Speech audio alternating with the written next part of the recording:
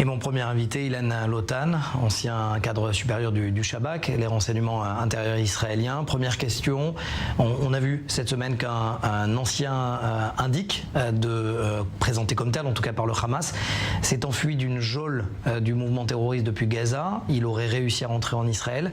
C'est digne de la série Fauda.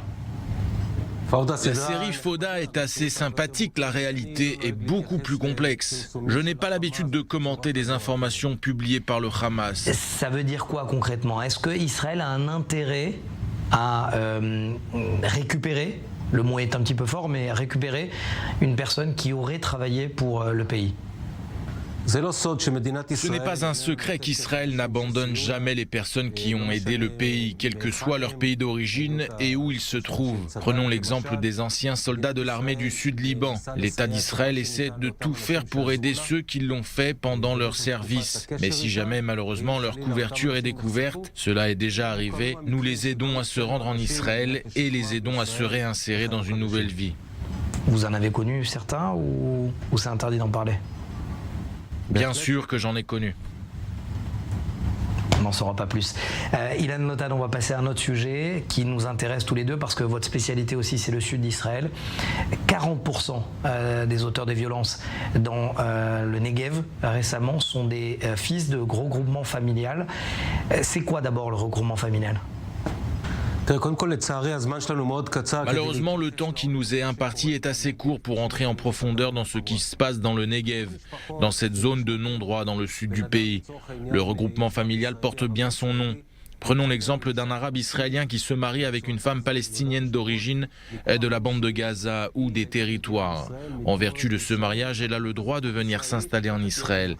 Elle reçoit la nationalité israélienne et devient ainsi une citoyenne israélienne à part entière.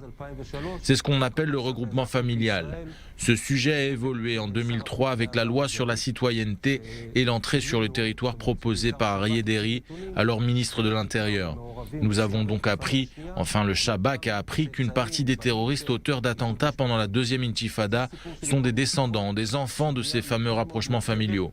C'est une problématique particulièrement complexe avec un risque sécuritaire concret et bien au-delà.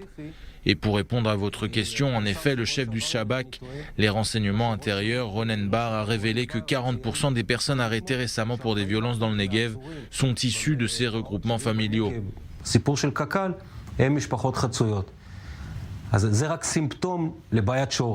ici la source du problème, l'un de ceux qui existent dans le désert.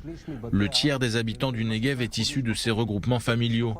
Des familles d'origine palestinienne, mais dont la deuxième voire troisième génération est israélienne. Une femme palestinienne s'est par exemple mariée avec un bédouin israélien. Ses frères vivent à Gaza et les cousins restent en contact. Un autre exemple, la ville d'Omer, dans le Negev, se trouve en face de la ville bédouine de Tel Sheva. Sur place vivent les deux sœurs d'Ismaël Haniyeh. Plus besoin de le présenter. Donc les fils de ces femmes ont pour oncle le leader du Hamas.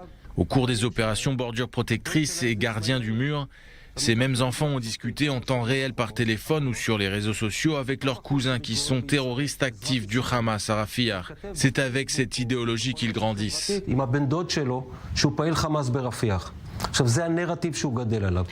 J'aimerais comprendre, ça veut dire que le neveu d'Ismaël Haniyeh a le droit, potentiellement, puisqu'il habite en Israël, de parler à son oncle et de parler de l'idéologie du Hamas en plein cœur d'Israël.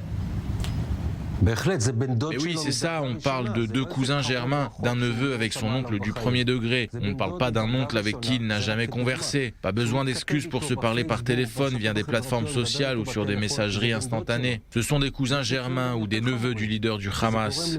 Et il y a parfois bien pire. Ces relations mènent certains à planifier des attaques terroristes.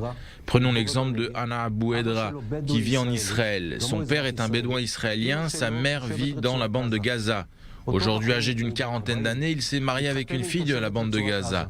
En vertu de ce mariage, il a le droit d'entrer et de sortir régulièrement de Gaza. Au cours d'un séjour sur place, il a été recruté par le Hamas pour du renseignement et cartographier la position des batteries du système d'hommes de fer. Il a été arrêté par le Shabak en février 2021, il y a quasiment un an, et a reconnu les faits. C'est un exemple parmi tant d'autres des menaces qui pèsent sur Israël. Ça sera ma dernière question. C'est sans fin. C'est-à-dire qu'est-ce que peut faire aujourd'hui le Shabak ou l'État pour y mettre fin? Tout d'abord, il faut durcir cette loi sur la citoyenneté et l'entrée sur le territoire. Mais est-ce que cela va régler le problème de manière durable? Je ne le pense pas. Et nous n'avons pas le temps d'en parler trop longuement. C'est un des problèmes qui persistent dans le Negev, de ce que j'appelle la palestinisation de la région, en raison donc de ces regroupements familiaux et d'autres problèmes dont il faudrait parler dans d'autres circonstances. Mais l'État d'Israël doit prendre une décision. Et peut-être que les mots que je vais employer ne vont pas plaire, mais il faut reconquérir le Negev, réinstaller une gouvernance solide, ramener une force de dissuasion avec de meilleures infrastructures et un meilleur système d'éducation, appliquer en quelque sorte la carotte et le bâton. Il n'y a aujourd'hui aucun leader dans la communauté bédouine avec qui parler. Il n'y a plus de chers comme auparavant capables de faire passer un message et sur qui les autorités peuvent compter. Si nous ne réglons pas le problème maintenant, le problème risque d'être insoluble dans une dizaine d'années. Merci, Ilan Lotan, ancien cadre du Shabak. La prochaine fois, on sera ensemble, peut-être une idée d'émission dans le Negev, pourquoi pas, pour en parler. Merci à vous d'avoir été là. Merci à vous.